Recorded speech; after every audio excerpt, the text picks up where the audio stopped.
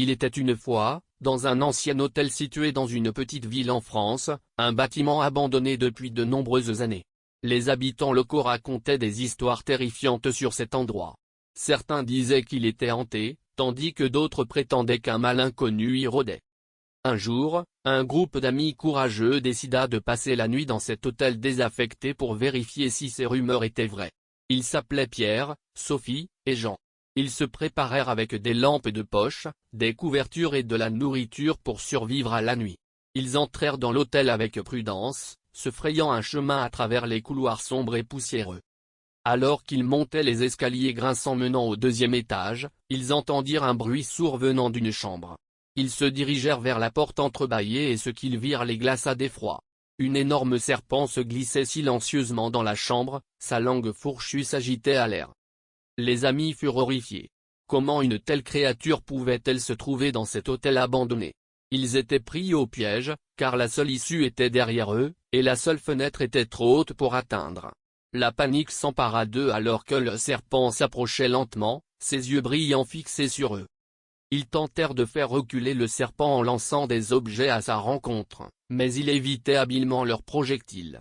La créature était rapide et agile, et elle semblait déterminée à les attraper. Les amis se retrouvèrent bientôt acculés dans un coin de la pièce, leur seule option étant de trouver un moyen de s'échapper. Soudain, Pierre eut une idée. Il savait qu'il y avait une trappe d'accès au toit dans le couloir près de leur position. Ils pourraient grimper sur le toit et trouver un moyen de descendre en sécurité à l'extérieur de l'hôtel.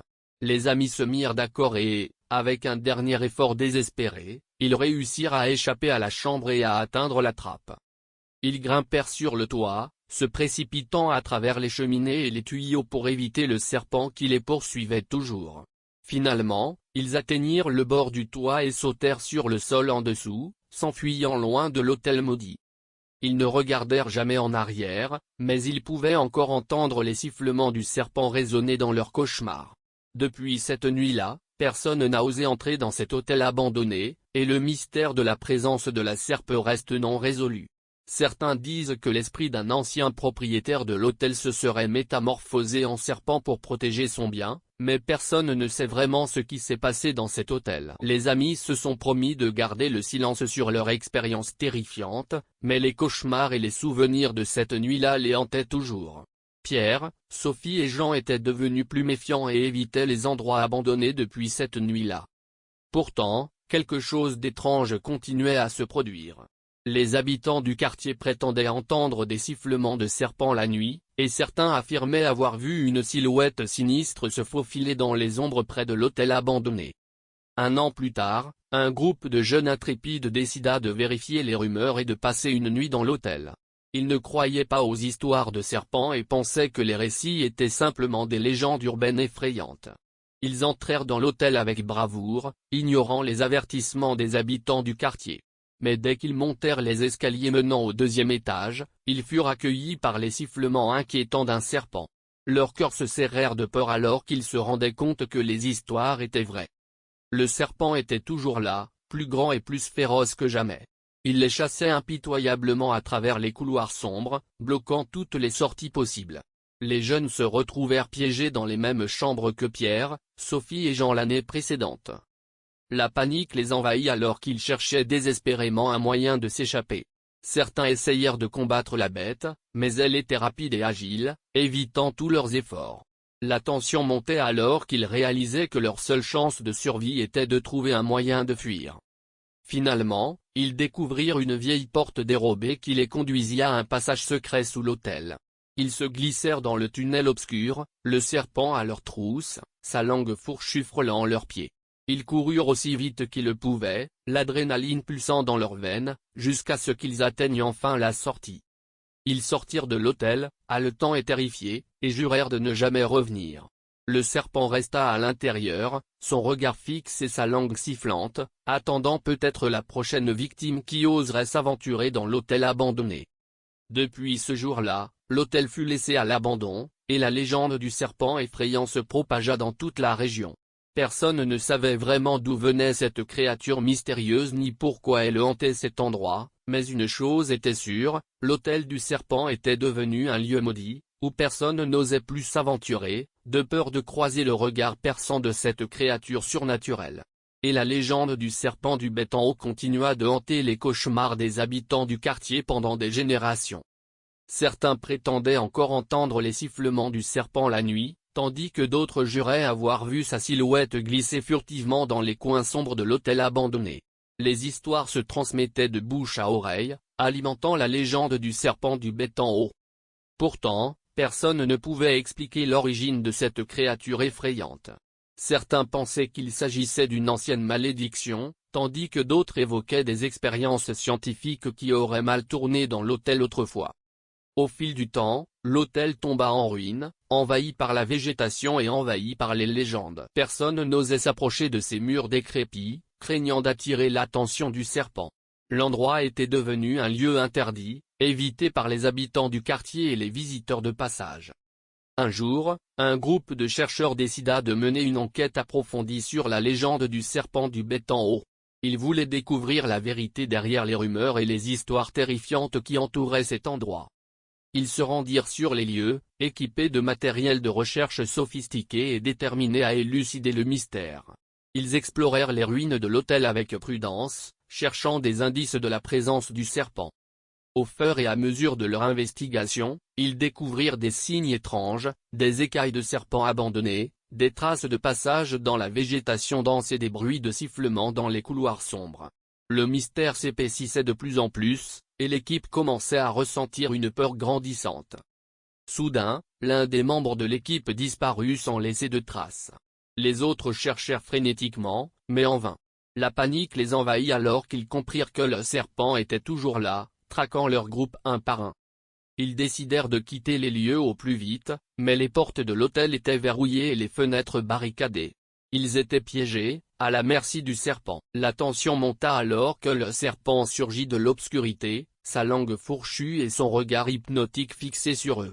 Ils tentèrent de se défendre, mais la créature était rapide et implacable. L'un après l'autre, les membres de l'équipe disparurent dans les ombres, ne laissant que des cris étouffés derrière eux. Finalement, seul le chef de l'équipe resta, terrifié et acculé. Le serpent s'approcha lentement de lui, sa gueule grande ouverte, prêt à frapper. Mais soudain, une lueur d'espoir surgit de nulle part.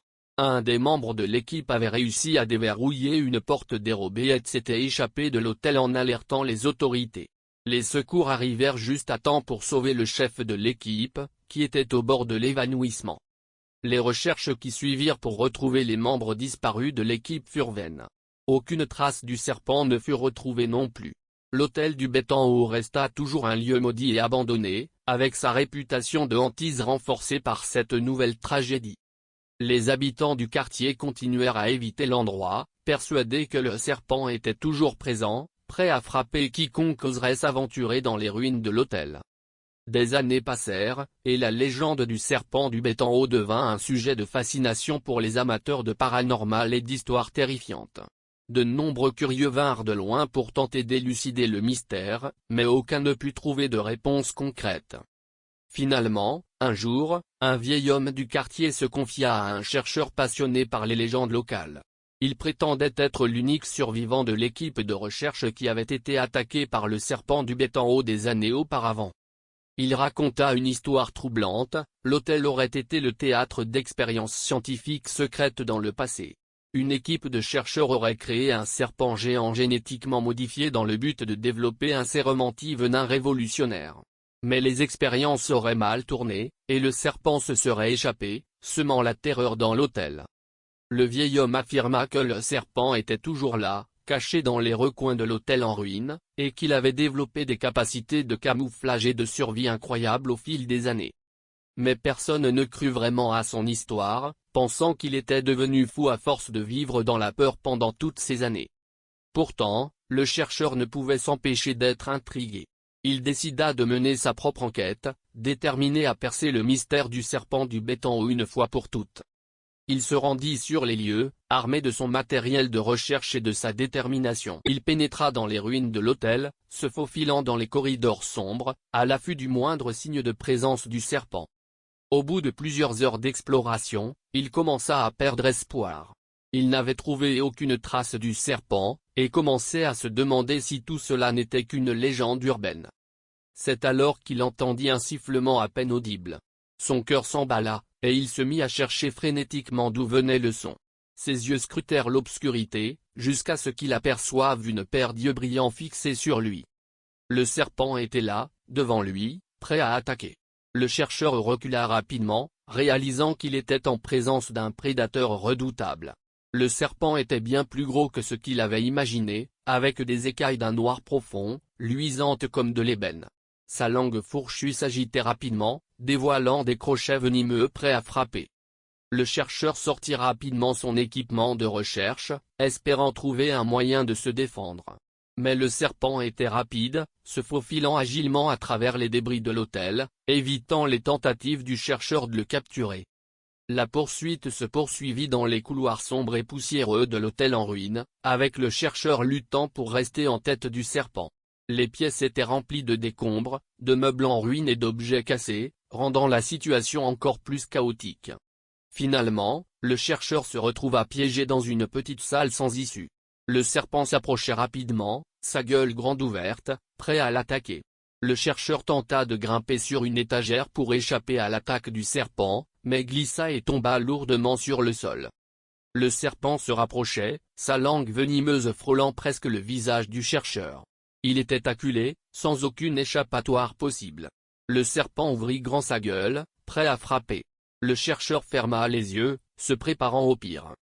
Mais soudain, une ombre massive apparut derrière le serpent. C'était le vieil homme, qui était venu avertir le chercheur du danger. Il avait trouvé un moyen de neutraliser le serpent, utilisant un sérum anti-venin qu'il avait réussi à synthétiser. Le vieil homme injecta rapidement le sérum dans le corps du serpent, le neutralisant sur le champ. Le serpent s'affaissa, inerte, tandis que le chercheur reprenait son souffle, soulagé d'avoir échappé à une mort certaine. Le mystère du serpent du Bétan-Haut était enfin résolu. Le vieil homme expliqua au chercheur que le serpent avait survécu aux expériences scientifiques passées et avait réussi à survivre dans l'hôtel en se nourrissant de proies locales. L'hôtel fut finalement fermé pour de bon, et le serpent fut pris en charge par des experts en vie sauvage pour être relâché dans un environnement approprié. Depuis cette nuit-là, l'hôtel du Bétan-Haut n'est plus hanté par la présence du serpent. Cependant, les habitants du quartier continuent de parler de cette histoire, et certains prétendent encore entendre des sifflements dans les ruines de l'hôtel, rappelant la terrifiante histoire du serpent du Bétan-Haut.